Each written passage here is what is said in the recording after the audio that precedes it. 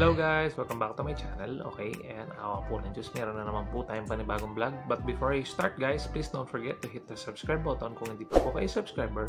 And please click the notification bell para po updated kayo sa mga videos ko. Thanks in advance guys! Hello guys! Welcome back to my channel. Okay, yan, awa po ng Diyos once again. Meron na naman po tayong panibagong vlog. And then guys, ang ating vlog for today, obviously, it is the Toyota Innova XE that I have. Okay, so this is an 8-month review. 8 months na po ito sa akin since na binili ko siya ng October 2024. And ayan guys, so hindi naman kaila at meron kayong nakikitang unan dito. Ang pag-uusapan po natin for today is the things that you will not like, or probably you wouldn't like with the Toyota Innova XE. So things I don't like with Toyota Innova XE. Okay, so unahin na natin to guys, dahil partly gagamitin natin itong unan na ito guys. Okay, so yan, bakit nga ba merong unan dito? So the first thing that I don't like with the Toyota Innova XE is, ayan guys, so mapapansin niyo ito kasi guys, dito beefy yung ating engine bay. Halos parang kala nyo ano siya, no, malaman siya. Pero upon checking, no guys, so dahil din 8 months na sa akin to, so ang isang napansin ko rito guys na disadvantage, or should I say a con, things I hate about it is ito guys. Yan, mapapansin niyo ito guys. Yan, so it has an opening here.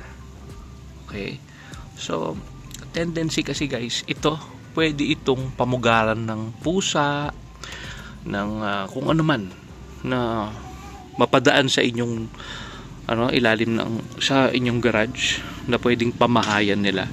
And actually it happened to me. So nag-observe ako kasi nga, if you just remember, I had the review with the with my race din, di ba? Meron din po kasi tayo Toyota race. So pinasukan nyo ng pusa dahil nga walang undercover dito sa ilalim. Wala siyang undercover dito sa ilalim, di ba? Well, alam ko ito meron yata to, or kung wala man, at least yan, wala rin siyang engine undercover, diba? Pero wala na kasing papasukan ng pusa dyan eh. So dito pumasok yung pusa. So it came here, and then nakita ko guys na merong signs ng paa ng pusa. Here, and here. So pinamamahayan niya. So what I did is I bought a pillow. Kasi guys, kung mag-experiment pa ako, since hindi ko naman gaano ginagamit yung sasakyan, 3 days, minsan 2 days bago ko gamitin. So instead na mag-experiment pa ako, maglagay pa ako ng mga kung anong spray na anti-cat dyan or anti-rats, nilagay ko na lang to guys. Ayan. So pinapasok lang yan dito guys, no? And then it will block the passage of someone, of an animal to enter the engine bay, just like that. See, that's the number one that I hate with Toyota Innova XE. So alisin muna natin guys, papay-start natin yung sasakyan. Okay, so yan ang first thing na ayaw ko sa Toyota Innova XE. So you have to consider that, because ano yan guys, malaking usapin yan. So dapat maging ano kayo dyan. Okay, so then we proceed to the inside. No? Pero bago pa man yun, yung second thing that I hate with Toyota Innova XE is how hard it is for me to close the doors. Okay, so this is the second. Tignan nyo guys ha. Okay, on naman natin. Nagsara siya. Okay. See this. Yan, pasensya na naka-plastic dahil nga tignan nyo guys. So pag isasara yan, kailangan may effort. Once na pagka hinayaan nyo lang yung walang masyadong effort. Ayan. That's what happened. Yung vacuum nung ano niya sa loob ng sasakyan seems to be very hard to close. And actually it's also pero to some it's a good thing dahil nga siya guys, you will feel premium dahil mahirap buksan, mahirap isara. Okay? So then, dito muna tayo, pasok tayo sa loob. Medyo maraming gamit sa loob kaya ayan guys. Okay. So for 8 months that I've been driving this, no? Ito guys, pakita ko sa inyo. Okay, start natin.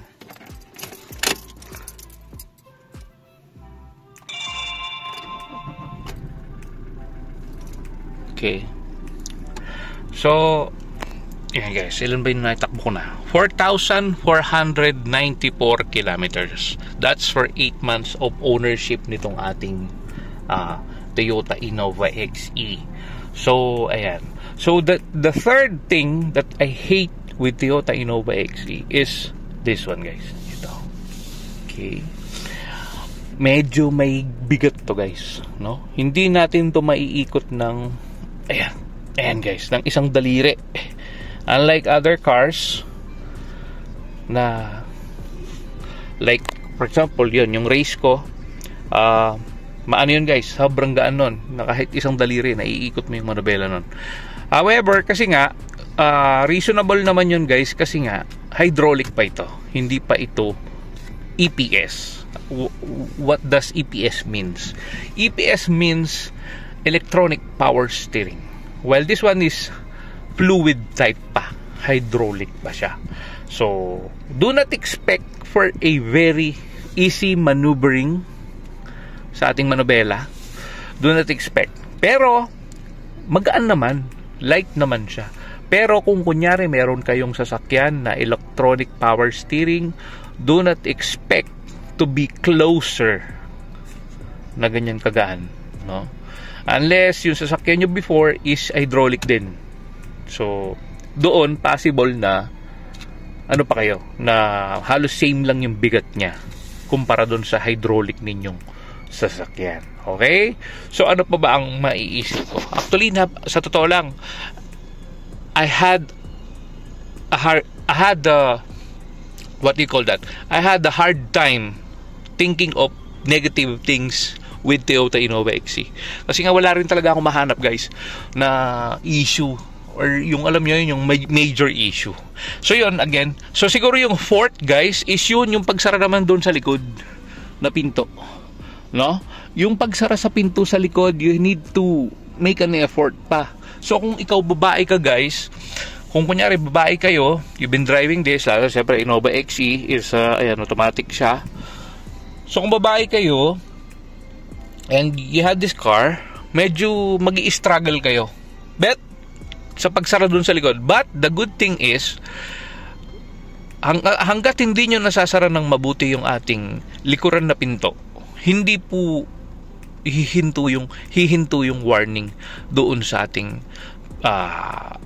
door light warnings, no? Hindi mag-iingay din siya lalo na pagka hindi nakasara yung likod na pinto natin. That is plus. So that's the fourth thing. Okay. So siguro sa last is siguro again comparison is yung tech features, safety. Kasi yun nga, laki-laki na sasakyan, but it's lacking some airbags. Wala namang airbags to sa sides. So, ayan, what do you expect? Innova XE ba naman tong sasakyan natin? It is next to or after the base model, no? So, yun. Ano pa ba ang, naman? Ngayon, siguro guys, yun yung top 5 na negative things that I hate with Toyota Innova XE. But overall, actually, marami pa rin yung positive versus the negative things na masasabi ko dito sa Toyota Innova XE. So yun guys, kung kunyari meron po kayong gustong maidagdag dito, magsabi kayo, try natin isama sa video, hopefully soon. Maraming nagsasabi na ito daw napupuno itong mga pinto ng mga Innova is napupuno daw to, tapos nagbabara daw doon sa drainage nila sa ilalim. Pero hindi ko pa naman na-experience so far sa 8 months ko.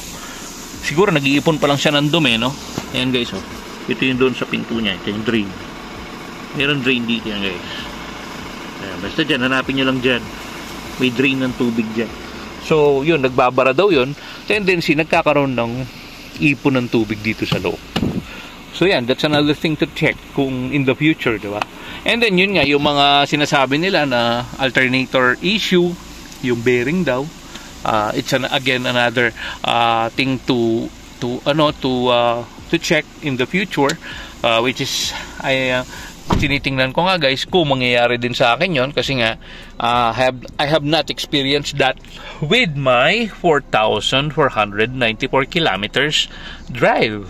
So this is an 8-month-old in Toyota Innova XE. So tama, di ba? 6 June na eh. So June plus 2 October ko siyang nabili.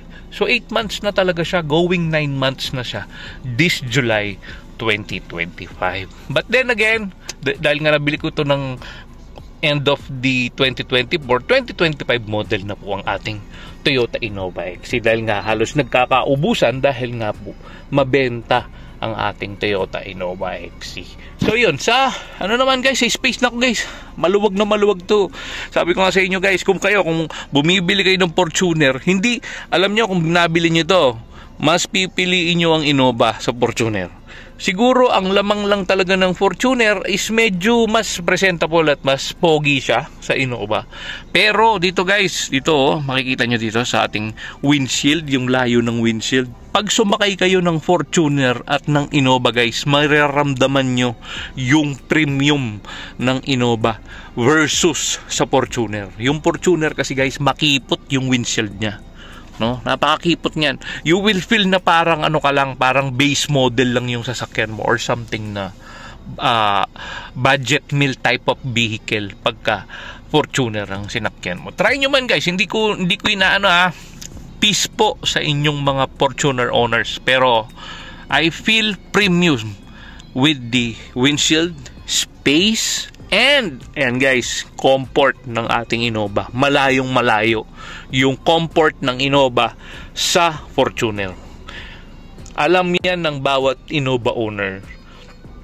Alam nila. Kaya nga, when I bought this one, ang naging regret ko lang talaga dito basically. Totoo to guys serious review. Manubela lang. I felt it's a bit tough.